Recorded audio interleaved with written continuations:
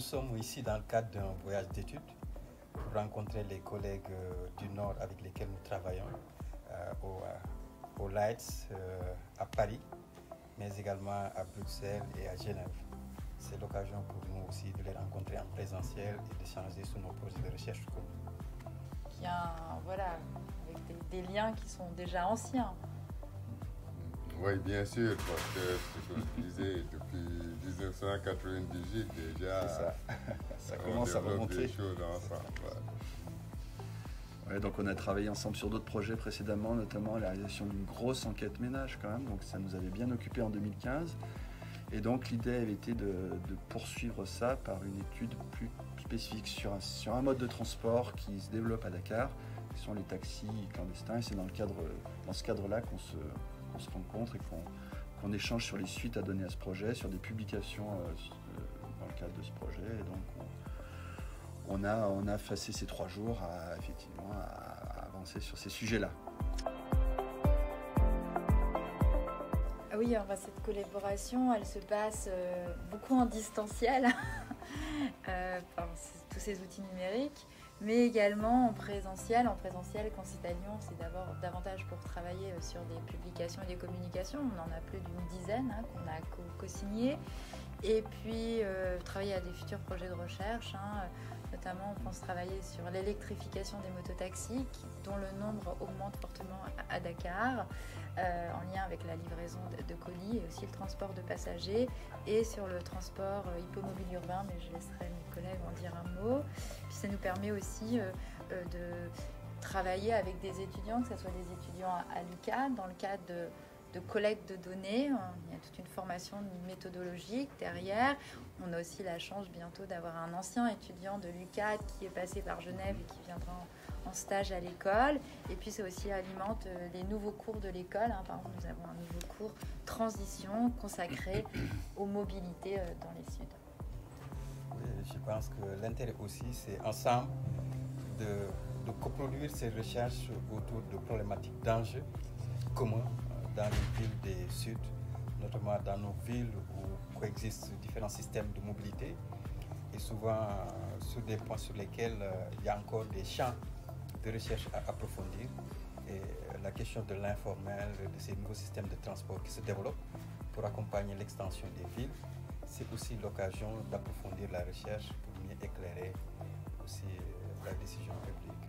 Et donc sur le transport hippomobile, l'idée c'est de voir un petit peu un mode qui est très peu connu, qui est assez spécifique à Dakar, même s'il existe dans d'autres villes africaines, et qui se développe dans les périphéries. Voilà, et ça questionne aussi la durabilité des systèmes de transport. Donc on essaye de trouver effectivement des sources de financement actuellement pour ce projet, et on a travaillé là-dessus aussi récemment. L'intérêt surtout, donc, c'est à l'occasion des séjours sur le terrain, d'échanger sur la méthodologie de collecte, notamment, c'est un aspect important. Et également, comme vous avez dit, de donner à nos étudiants des moyens de pouvoir mettre à l'œuvre des exercices en faisant de la collecte sur le terrain et en observant également et en participant également à l'exploitation des résultats dans le cadre de leurs travaux de recherche.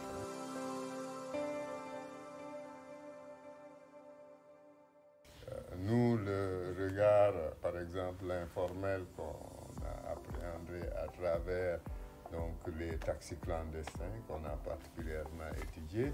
En fait, l'informel, c'est un concept véhiculé par les économistes à une certaine période, qui c'est par rapport à un référentiel qui permettait de les caractériser.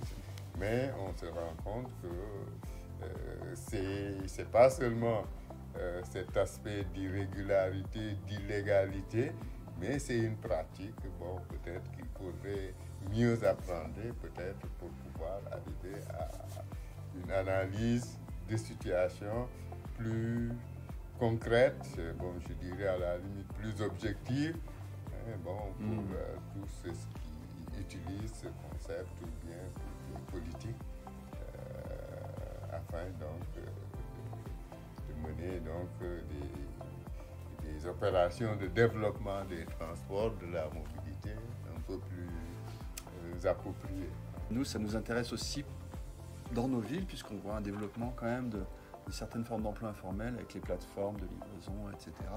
Et du coup, l'idée, c'est aussi de comprendre un petit peu, de comparer, d'interroger un peu différents cas d'études, différents contextes pour voir un petit peu ces dynamiques qui concernent un petit peu toutes les villes du monde finalement. Donc c'est très très riche et très fécond de notre point de vue.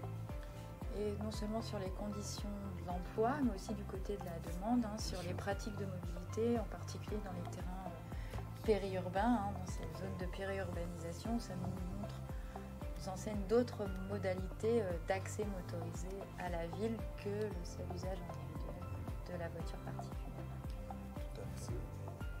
C'est une pratique aussi où on voit que ça suit aussi la mondialisation. Même si au début c'était observé dans les Sud, on voit que maintenant c'est devenu aussi un phénomène global qui interroge toutes les villes, toutes les sociétés pour faire face à